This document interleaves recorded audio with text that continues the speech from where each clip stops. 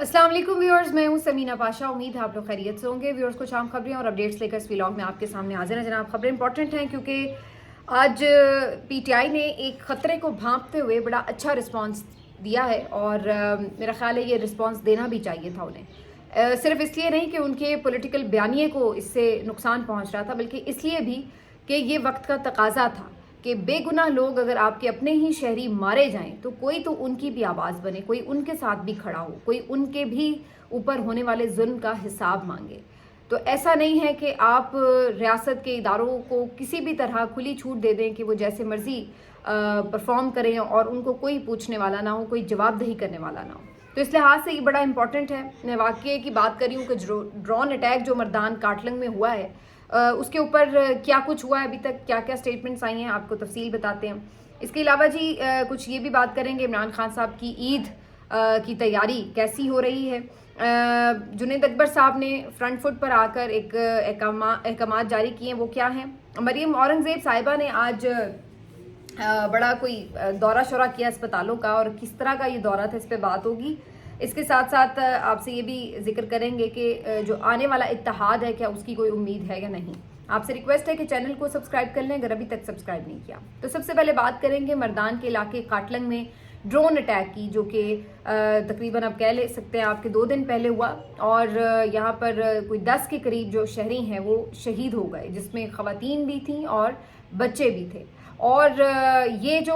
Drone attack था उसके बाद जो फौरी तौर पर बयानिया सामने आ रहा था, कुछ पहले तो बिल्कुल खामोशी थी, किसी ने इसके ऊपर कोई स्टेटमेंट ही जारी नहीं किया। और उसके बाद जब कोई स्टेटमेंट आया भी तो जो इस्टेब्लिशमेंट के करीब समझे जाने वाले सहाफ़ी हैं उनकी तरफ से ये बताया जाने लगा कि जी दहशतगर्दों की इत्तलात थी, दहशतगर्द मारे गए हैं। फिर ये कहा गया कि नहीं जी, दहशतगर्दों के साथ शायद कोई ऐसी भी सूरत हाल है कि कोई आम शहरी जो हैं वो भी इसकी जद में आए हैं। और ये बात कोई और नहीं, खुद खैबर पख्तूनख्वा के जो वज़ीर इत्तलात हैं बैरिस्टर सैफ, उनकी तरफ से कही गई कि जनाब असल में तो दहशतगर्दों को टारगेट किया गया था, शायद इसमें कोई जो सिविलियन हैं वो भी आ गए हैं जद में, तो हम इसके ऊपर जो है वो इजहार अफसोस करते हैं वगैरह, और इस तरह करके उन्होंने ये एक स्टेटमेंट जारी किया। अब ये एक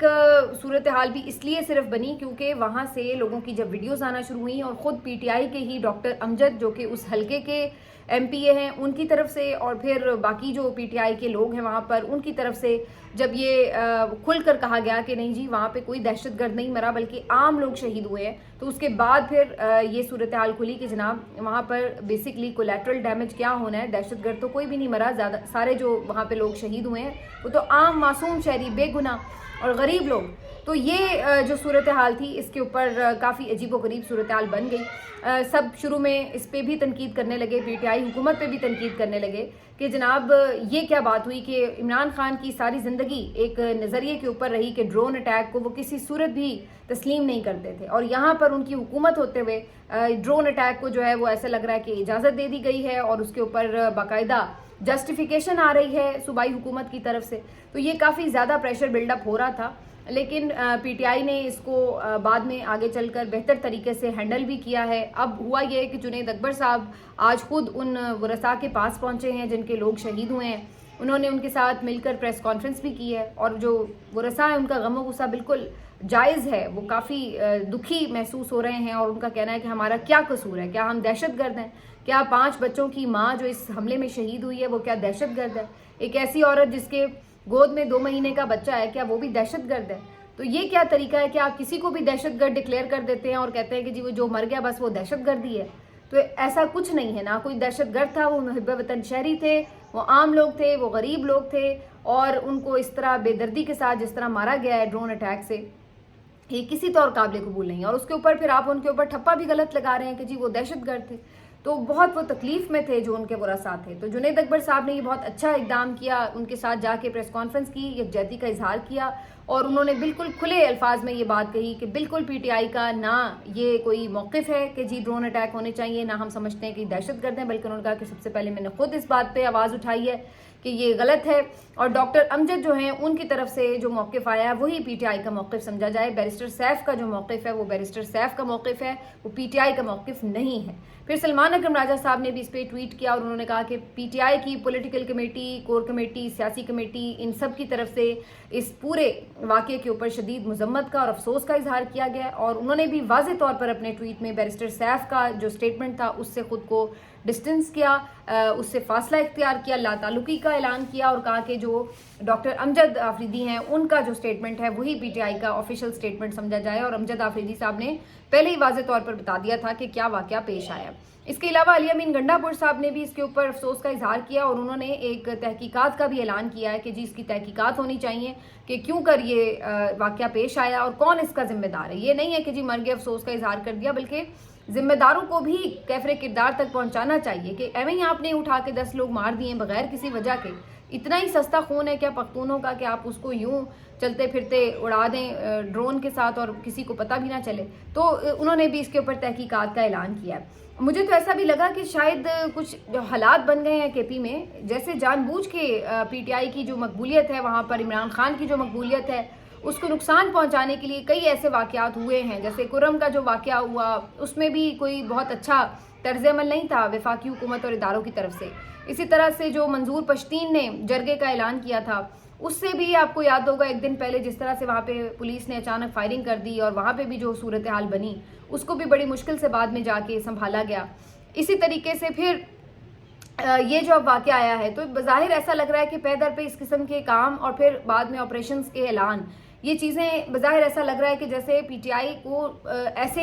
اس میں دھکیل رہے ہیں کہ جس میں ان کے اوپر یہ شدید پریشر عوام کی طرف سے آئے گا اور ایک نیگیٹیوٹی آئے گی ان کے اوپر. یہ کہا جائے گا کہ ان کی مقبولیت میں کمی ہو گئی ہے کیونکہ یہ سارے جو معاملات ہیں یہ ظاہر ان کی عوام کے لیے قابل قبول نہیں ہیں. تو یہاں پر پی ٹی آئی کو کافی ویجیلنٹ ہو کے میرا خیال ہے دیکھنا پڑے گا کہ کیا ان کی حکومت کے اگینسٹ ایک نیریٹو بلڈنگ کے لیے تو نہیں ہے سب کچھ کہیں ہو رہا. اس پہ علی امین صاحب نے تو بڑا کھل کے کئی دفعہ کہا ہے کہ وہ کسی آپریشن کی حمایت نہیں کریں گے. ابھی جو سلمان اکرم راجہ صاحب کا ٹویٹ ہے, جنید اکبر صاحب نے جو بات کی ہے یہ بھی کافی واضح ہے. جو ورثہ ہیں ان کے جو یعنی جنازے تھے میتوں کے, اس کے ساتھ یہ لوگ کافی تعداد میں پہنچے ہیں پی ٹی آئی کے لوگ مقامی, اور انہوں نے آ کے وہاں پہ نماز جنازہ بھی ادا کی ہے. تو اس طرح سے جو ورثہ کا ایک غم و غصہ ہے وہ بھی انہوں نے شیئر کرنے کی کوشش کی ہے اور جو اپنا ایک موقف ہے اس کو بھی, اپنی پوزیشن کو بھی کلیئر کیا ہے. تو یہ جو ہے جی ساری صورتحال ہے. لیکن اس سب کے بعد ایک سوال اور بھی پیدا ہوتا ہے, وہ یہ کہ یہ جو بیرسٹر سیف ہیں آخر یہ کون ہیں, یہ کس کی سفارش ہیں یا یہ کس کی نمائندگی کرتے ہیں. کیونکہ اکثر یہ دیکھا ہے کہ عام موقعوں پر یہ عجیب و غریب قسم کے بیانات داغ دیتے ہیں جس سے پی ٹی آئی کو نقصان پہنچتا ہے اور تنقید کا سارا رخ ان کی طرف ہو جاتا ہے. تو یہ کس کی نمائندگی کرتے ہیں, کیونکہ کبھی ایسا تو نہیں, ہمیں ان کے بارے میں ہسٹری بھی آپ دیکھیں, یہ تو مشرف صاحب کے بھی ساتھی رہے ہیں, یہ کوئی نظریاتی کارکن تو پی ٹی آئی کے نہیں رہے ہیں. تو کیا وجہ ہے کہ یہ پچھلی حکومت میں بھی ان کے ساتھ تھے, ابھی بھی ان کے ترجمان بنے ہوئے ہیں, وجہ کیا ہے, آخر کیا مجبوری ہے کہ ان کو ساتھ چپکا کے رکھا ہوا ہے جبکہ ان کی پارٹی کے لیے کوئی خدمات بھی نہیں ہے خاص. تو کیوں یہ ایک عہدہ بھی لے کے بیٹھے ہوئے ہیں اور الٹا اس عہدے پہ پرفارم کرنے کے بجائے پارٹی کے بیانیے کو نقصان پہنچاتے ہیں. تو میرا خیال ہے کہ یہ چیک کرنا پڑے گا کہ یہ کن کی نمائندگی کرتے ہیں اور کس ایجنڈے کے اوپر موجود ہیں. اور اب تو کافی کھل کے بات ہو رہی ہے, خود پی ٹی آئی کے لوگ بھی اور ان کے سوشل میڈیا کے لوگ بھی کافی آواز اٹھا رہے ہیں کہ ان کو عہدے سے ہٹایا جائے اور بالکل ان کو کسی طور بھی حکومت کا حصہ نہ ہونا چاہیے, کیونکہ یہ جو بندہ ہے یہ پی ٹی آئی کا ہے ہی نہیں ہے. یہ تو ایسا لگتا ہے کسی اور کے مفاد کو جو ہے وہ سیف گارڈ کرنے کے لیے کام کر رہا ہے.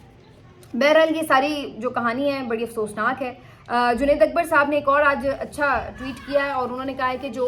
عید کا موقع ہے اس میں بہت سے جو ایسے ہمارے ورکرز ہیں جو شہید ہو گئے ہیں, بہت سے ورکرز ہیں جو ابھی تک جیلوں میں قید ہیں, تو انہوں نے تمام اپنے ایم پی ایس کو, جو اسمبلی کے ارکان ہیں ان کو, اور ساتھ ساتھ ٹکٹ ہولڈرز کو, ان سب کو یہ ہدایت کی ہے کہ آپ نے عید جو ہے وہ ان کی فیملیز کے ساتھ گزار کے منانی ہے اور ان کے جو اسیران ہیں ان کی فیملیز کے ساتھ گزارنی ہے, تاکہ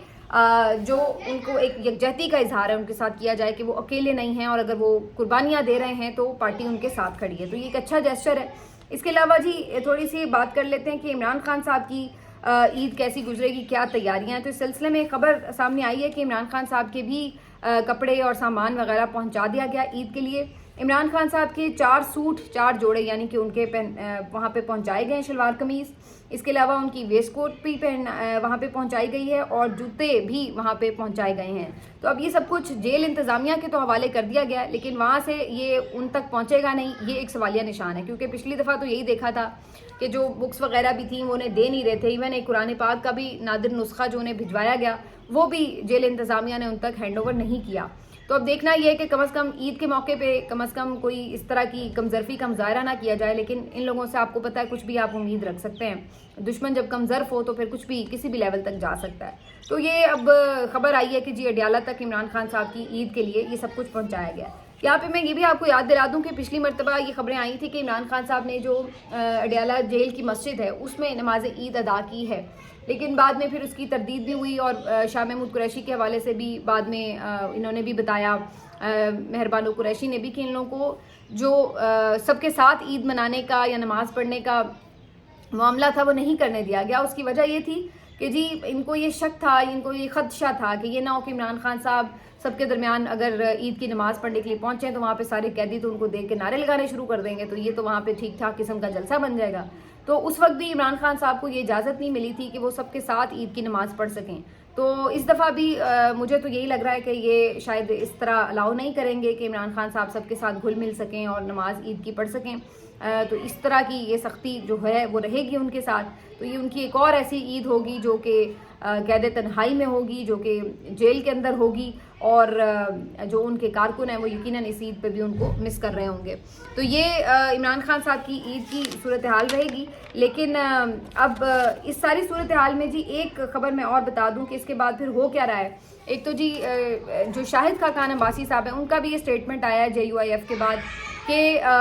یہ جو اتحاد ہے اس میں PTI کوئی سیریس نہیں لگ رہی۔ ان کا بھی یہ کہنا ہے کہ جو اتحاد کے معاملات ہیں اس میں بڑی باریکی سے چلنے کی ضرورت ہوتی ہے، لیکن ایسا لگ رہا ہے کہ یہ فوکس نہیں ہے، یہ یکسو نہیں ہے، ان کا کوئی لیڈر کوئی بات کرتا ہے، کوئی دوسرا لیڈر کوئی دوسری بات کرتا ہے۔ تو یہ وہ چیز ہے جو میں آپ کو پہلے سے ہی مینشن کر رہی ہوں کہ اتحاد کے لیے جو ایک میچورٹی کی اور پولیٹیکل وزڈم کی ضرورت ہے وہ کہیں نہ کہیں لیک کر رہی ہے، اور PTI کے جو لوگ اس مذاکرات اور اپوزیشن اتحاد کو بنانے پر معمور ہے ان کی سیریسنس اس طرح کی نظر آ نہیں رہی ہے۔ آخر میں مریم اورنگزیب صاحب کا ذکر کریں گے جی۔ مریم اورنگزیب صاحبہ جو ہیں ان کو مریم نواز صاحبہ نے یہ ہدایت کی کہ آپ جا کے خفیہ دورے کریں ہسپتالوں کے، بھیس بدل کر جائیں اور وہاں جا کر ذرا دیکھیں کہ ہسپتالوں میں کیا سچویشن ہے، کیسے لوگوں کو ٹریٹ کیا جا رہا ہے اور ان کی مشکلات کیا ہیں۔ تو آج ایک ویڈیو آئی ہے، اس میں دیکھا جا سکتا ہے مریم اورنگزیب صاحبہ جو ہے وہ ذرا اپنا چہرہ چھپا کر اور عام سے کپڑے پہن کر جو ہے وہ اسپتال میں جا رہی ہیں، چلڈرن اسپتال بھی گئیں، شاید جنا اسپتال کا بھی انہوں نے دورہ کیا ہے۔ لیکن مزے کی بات یہ ہے کہ بھئی اگر یہ خفیہ دورہ تھا تو پھر جب ایک کیمرہ مین ساتھ کیمرے سے ویڈیو بنا رہا ہے یا موبائل کیمرے سے بھی اگر ایون ویڈیو بنا رہا ہے تو کیا آنے والے دیکھنے والے لوگوں کو پتہ نہیں چلے گا کہ یہ کیا ہو رہا ہے؟ عام طور پر ہسپتال میں کوئی اس طرح کو مریض آئے تو وہ ویڈیو تو نہیں بنا رہا ہوتا اپنی، تو اگر ایک بھیس بدل کر وہ آئی تھیں تو پھر ویڈیو بھی نہ بنواتی تاکہ صحیح جینوئنلی لگتا کہ وہ کچھ خفیہ دورہ کر رہی ہیں۔ لیکن کیا کریں جناب، ہر جگہ ویڈیو تو بنوانی ضروری ہوتی ہے نا، کیونکہ مریم نواز صاحبہ کی بھی یہی تربیت ہے، آگے ان کی بھی جو ساری سہیلیاں ہیں ان کا بھی یہی خیال ہے کہ ویڈیو بنانی ضروری ہوتی ہے، اسی سے سوشل میڈیا پر جو ہے وہ آپ کو وائرل بھی ہوتے ہیں، آپ مقبولیت بھی ملتی ہے، کیونکہ سب کہتے ہیں وہاں کتنا کام کر رہے ہیں۔ اب یہ بھی نہیں انہیں سمجھ لگتی کہ اپنی ہی بات کی تردید کر رہے ہیں کہ ایک طرف آپ کہہ رہے ہیں کہ خفیہ دورہ ہے، بھیس بدل کر گئی ہیں کسی کو پتہ نہ چلے، اور دوسری طرف آپ جب ویڈیوز بنوائیں گے ڈاکٹر سے اس طرح سے بات چیت کر رہے ہوں گے جیسے آپ ان سے پوچھ گچھ کر رہے ہیں، تو اس سے کیا آس پاس کے لوگوں کو پتہ نہیں چل جائے گا کہ یہ کون ہے اور کس مقصد کے لیے آئی ہیں؟ تو بہرحال یہ ایک ویڈیو جو تھی آج کافی ڈسکس ہو رہی تھی۔ ملتے ہیں آپ سے اگلے ویلاگ میں، اپنا خیال رکھیے، اللہ حافظ۔